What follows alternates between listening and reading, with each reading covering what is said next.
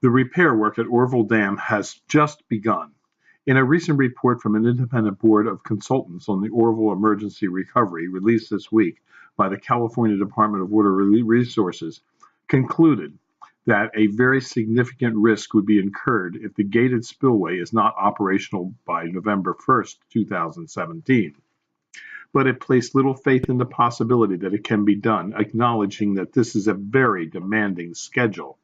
To understand the implications of the report, Ronald Stork said, "If the main spillway is not returned to service before the next flood season, we'll face the same dilemma that we faced this season, that every time we use the main spillway, we are at risk of damaging it further, of throwing more material of the foundation into the afterbay, potentially tipping off the power release at the Hyatt Powerhouse," Stork said. He also went on to say, "I think their perspective is that they would like to have it up and running with a full construction effort running 24 hours a day, sequenced, so individual trucks are not in the way of other trucks, just this sense," he said.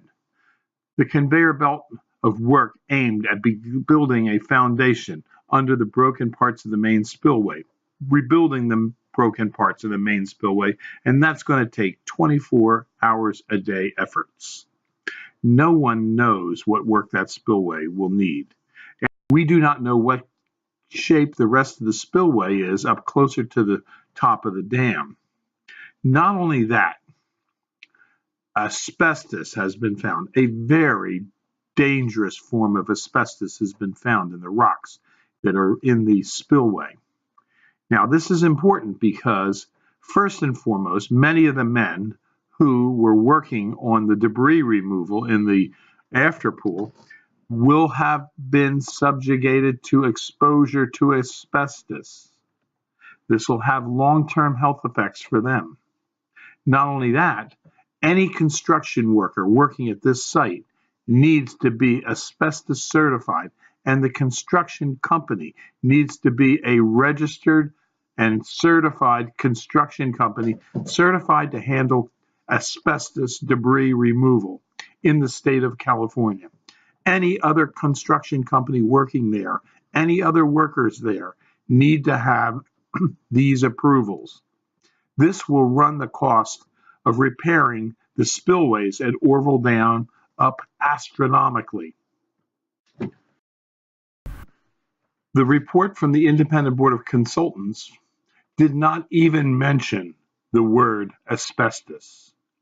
Everyone knows who's ever torn down a building or worked on a property with asbestos knows that it significantly raises the cost for any kind of construction work where asbestos is present.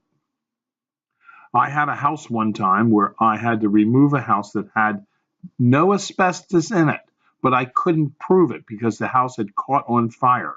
So I had to have the site removed as if asbestos was present, setting up air monitoring, having water sprinklers to sprinkle the property down.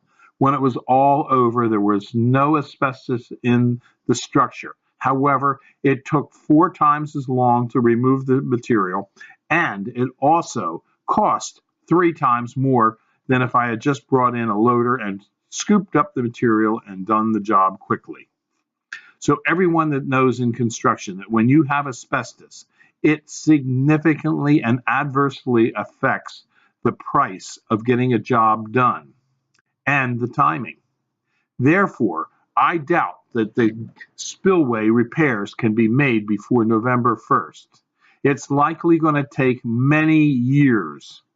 And if their current cost estimates are $500 million, I would say you might want to consider $2 or $3 billion for the repair costs at Oroville Dam.